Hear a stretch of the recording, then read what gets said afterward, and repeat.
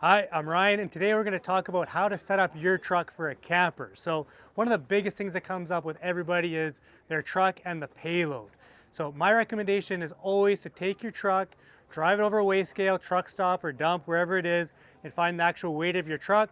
So, you take the weight of your truck and you deduct that weight from the GVWR sticker on your door, and that's your true payload.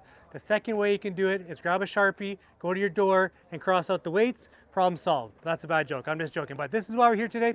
We're going to talk about how to actually set up your truck if you want to make upgrades, things like that. So to keep it simple to start, I always recommend the same three things: airbags, good tires, E-range tires are better, and a half-inch rubber mat in front of the camper. So when you get into some of these specialized things, many D-range tires are still going to work. They're going to be rated for 3,000 plus per tire, so D-range tires can work as well. So I'm not going to exclude those, but I'm going to show you here the trucks here today from Juniper Overland. These guys outfit trucks. I'm not going to be showing you the airbags or the airbags today, but we're going to show you other suspension upgrades. So first on this truck here, you can see here we have the AEV coils down in there. So the AEV coils handle the weight of this tuk-tuk perfectly on a Gladiator.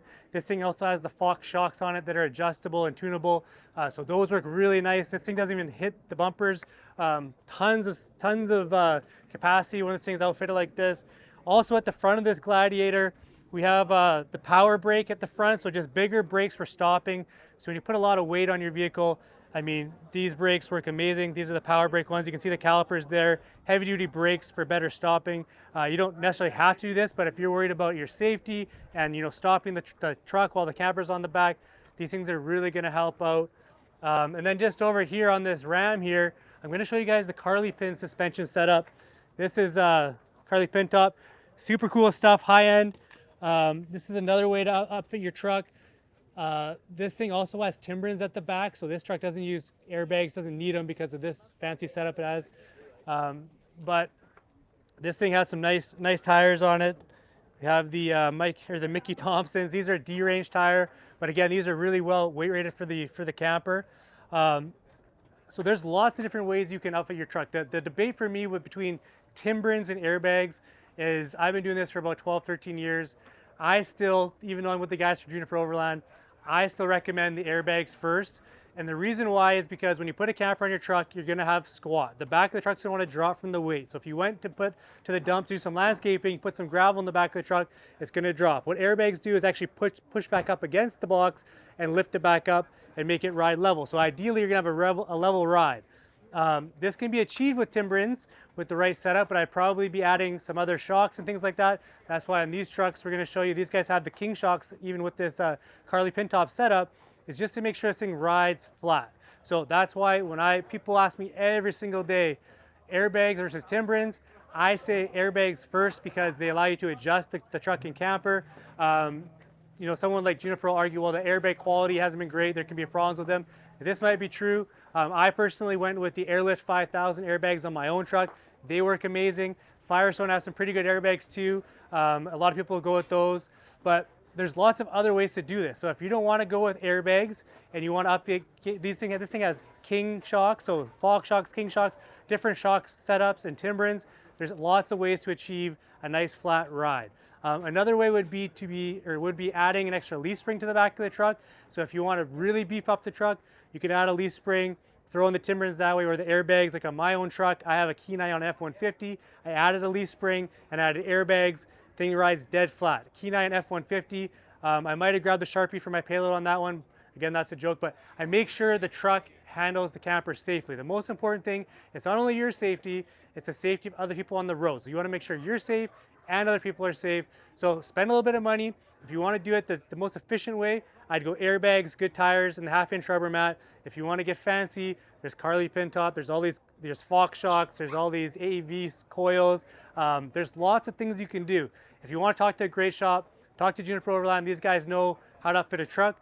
But there's a few other things here to talk about when it comes to setting up the truck for the camper. So on the smaller Scouts, you don't need to run the clearance lights. The Tuk-Tuk and the Yoho, due to the width and the height, you don't need to run the clearance lights. But on the Kenai and the Olympic, you're going to need a 7-way cable from the 7-way plug to the camper, the little outlet's underneath here. It's on the other side on this Tuk-Tuk. It's not a Yoho, sorry. But anyways, you're going to want to plug in the 7-way cable. That's going to charge your Goal Zero from the truck. The campers come standard so that the truck will charge to go zero while the truck is running at about 130 watts via the 7-way plug. So they come standard like that. You don't need to add anything. Once you attach a 7-way from the truck to the camper, the truck will charge your goal zero. If it's not charging, it's likely a fuse issue with the charge line for the truck. So talk to your truck manufacturer and make sure you have the right fuse so that your charge line through the 7-way has power so you can get that charge.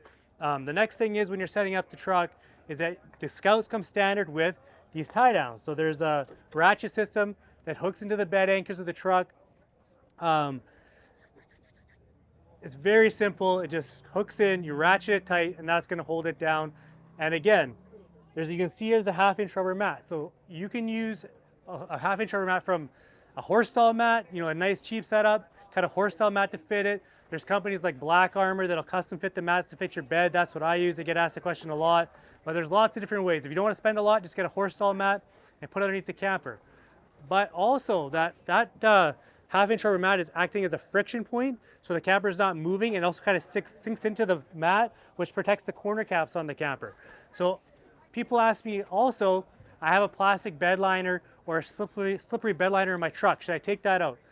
Absolutely should take it out. If it's going to cause the camper to slip at all, you want this thing to be sturdy in the box and you want it to be nice and stuck in there. So when you put the 1/2-inch rubber mat down onto the metal or onto a non-sticky surface, it's going to be a friction point on the camper. You're going to ratchet it down tight and it's going to secure the camper very well.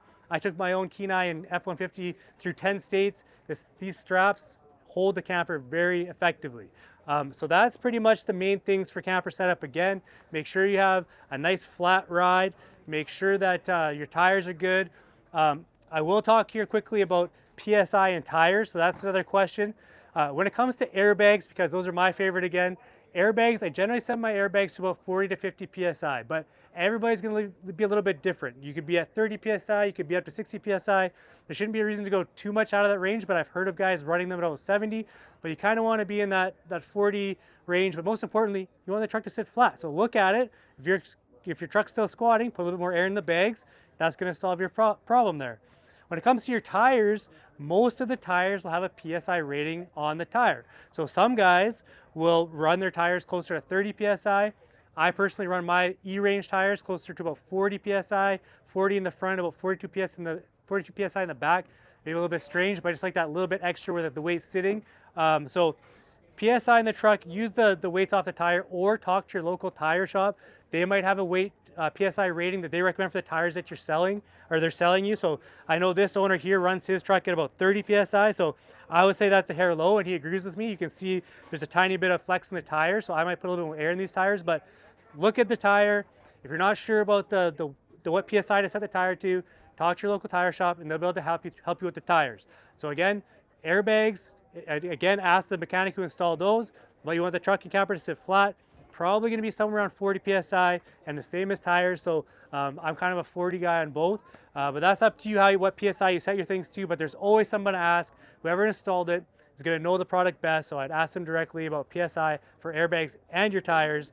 Again, that's pretty much it. So we got tires, airbags, the rubber mat, and from there, if you can know your payload, you calculated it by taking the truck over a scale, subtracting the weight of the truck from the GVWR, you'll know how much the camper or how much the truck can actually hold. And again, the biggest thing is your safety and other people's safety. So just make sure you do your due diligence on this, do some research, and upgrade your truck the way you need to. Have a great day.